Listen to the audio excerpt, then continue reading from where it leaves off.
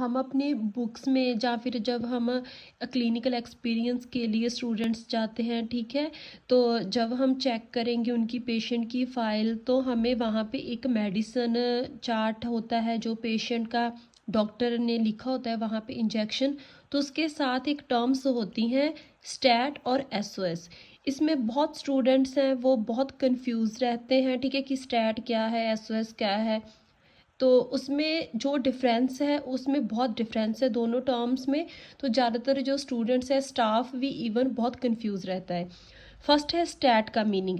It means give medicine to patient immediately and right now. इस stat का मतलब है कि जब किसी पेशेंट को एमरजेंसी पड़ती है, ठीक है, तो जो भी मेडिसिन हमने देनी है वो स्टैट में देनी है, डॉक्टर के ऑर्डर के बिना नहीं देनी।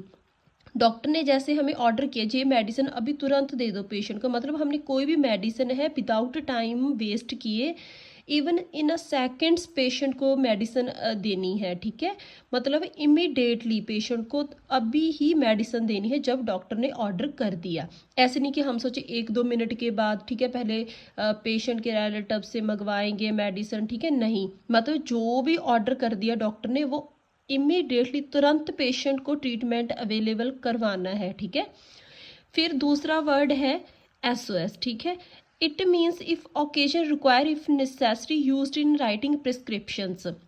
मतलब पेशेंट का जो ट्रीटमेंट चार्ट है, ठीक है, वहाँ पे डॉक्टर ने लिख दिया कोई भी इंजेक्शन है उसके साथ एसओएस, मतलब कि हमें जब भी पेशेंट को ज़रूरत पड़ेगी वो मेडिसिन की, हम डॉक्टर को कॉल या उनको पूछे के बिना हम ये मेडिसिन पेशेंट को दे सकते हैं, क्योंकि वहाँ पे लिखा है राइटिंग प्रिस्क्रिप्शन, मतलब डॉक्टर ने वहाँ पे लिखा होता है इंजेक्शन डाल के कि ये मेडिसिन आप एसओएस, मतलब अगर वो डॉक्टर अवेलेबल है या नहीं है, ठीक है, तो हम उनको डॉक्टर से पूछने के बिना ही पेशेंट को मेडिसिन दे सकते हैं, ठीक है, क्योंकि वहाँ पे डॉक्टर ने लिखा होता है, ठीक है। तो किसी भी वक्त कोई भी पेशेंट को अगर दोबारा से कोई पेशेंट सिक हुआ तो हमें वो हमारे पास अथॉरिटी है कि हम डॉक्टर को मतलब कॉल करने के बगैर ही पेशेंट को मेडिसिन दे सकते हैं।